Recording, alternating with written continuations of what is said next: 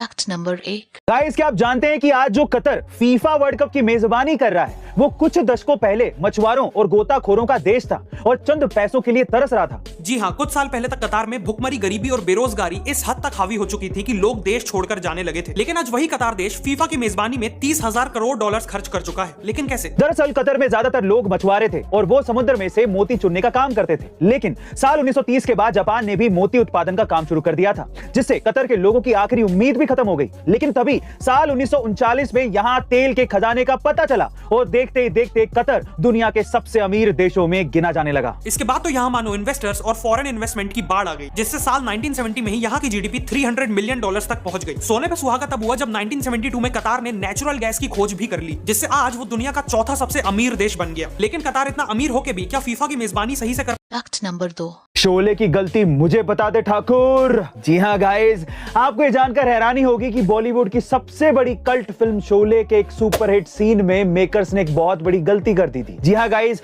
इस फिल्म में आपने देखा होगा कि जया भादुड़ी यानी कि ठाकुर की विधवा बहू पूरी फिल्म में लालटेन लेकर घूमती रहती है। इसका मतलब ये था कि उस एरा में यानी कि उस जमाने में बिजली थी ही नहीं, तो फिर उस गाँव में पानी की टंकी कहाँ से आ गई, जिस पानी की टंकी में सिर्फ मोटर से ही पानी चढ़ सकता है और मोटर बिजली के बिना नहीं चलती। और ये वही टंकी है जिस पर चढ़कर धर्मेंद्र यानी कि वीरू शराब के नशे में शादी के लिए बसंती का हाथ मांगता है। सोचिए सोचिए।